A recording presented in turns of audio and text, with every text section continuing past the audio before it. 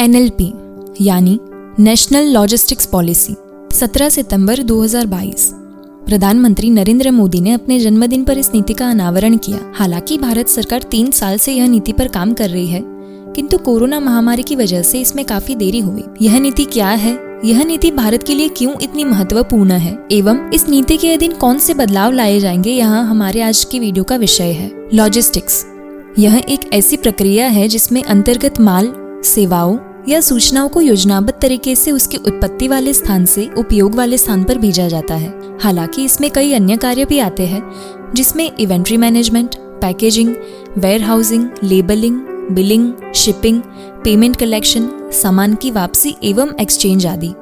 Logistics उद्योग सिर्फ भारत के लिए नहीं, किसी भी देश के लिए क्यों इतना महत्वपूर्ण है, यह समझना आवश्यक है। देश में एक जगह उत्पादित की गई किसी भी चीज को दूसरी जगह पर पहुंचाने से लेकर विदेश से जुड़ी आयात निकास की कई प्रक्रिया इस उद्योग का भाग है। इस उद्योग को विकसित और व्यवस्थित करने के लिए लाई गई यह नीति एक महत्वपूर्ण कदम है, क्योंकि उच्च लॉजिस्टिक्स लागत अंतर्राष्ट्रीय बाजार में घरेलू सामान की प्रतिस्पर्धात्मकता को प्रभावित करता है, जिसका उद्देश्य अंतिम छोर तक त्वरित वितरण करना है, साथ ही परिवहन से संबंधित चुनौतियों को समाप्त करना है। क्योंकि यदि देश में परिवहन की व्यवस्था सही होगी तो यह उद्योग निश्चित रूप से अपना सही आकार ले सकता है। भारत में बाकी देशों की तुलना में लॉजिस्टिक्स उद्योग की लागत अधिक है।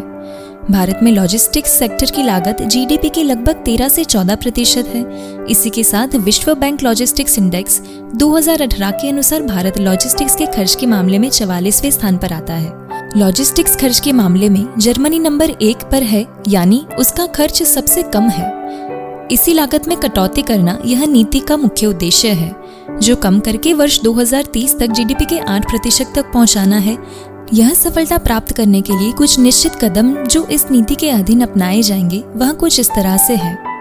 अभी तक परिवहन मुख्यतः सड़कों के द्वारा किया जा रहा था, जिसमें नई नीति के सहारे लगभग 50% कार्गो को रेलवे के जरिए भेजा जाएगा। इसमें सड़कों पर ट्रैफिक को कम किया जा सकता है एवं तेल के आयात में भी कमी की जाएगी और लॉजिस्टिक्स के खर्च में भी कमी की जा सकती है। इसी के साथ जलमार्ग एवं हवाई मार्ग का भी व्यवस्थित उपयोग करना इस नीति का उद्देश्य है। दूसरा, डिजिटल एकाकीकरण प्रणाली।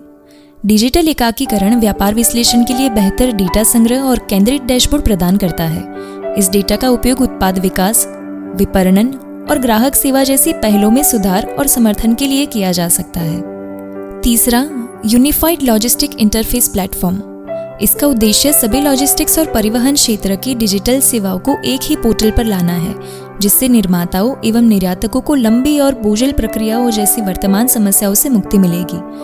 उपरांत ई-लॉग्स और डिजिटल प्लेटफॉर्म उद्योग को त्वरित समाधान के लिए सरकारी एजेंसियों के साथ परिचालन संबंधी मुद्दों को उठाने की अनुमति देगा। चौथा, व्यापक लॉजिस्टिक्स कार्य योजना, जिसमें इंटीग्रेटेड डिजिटल लॉजिस्टिक्स सिस्टम, मानव संसाधन विकास, क्षमता निर्माण, लॉजिस्टिक्स पार्कों का विकास आदि शामिल है।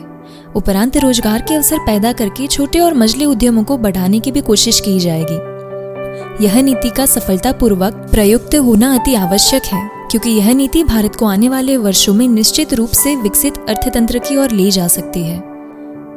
आज की वीडियो में बस इतना ही। अगर आपको हमारा वीडियो पसंद आया हो तो इसे लाइक करें और शेयर करें। देश और दुनिया की ऐसी कई महत्वपूर्ण घटनाओं के साथ बने रहने के लिए हमारी चैनल द स्कॉलर पॉइंट को सब्सक्राइब करें। धन्यवाद।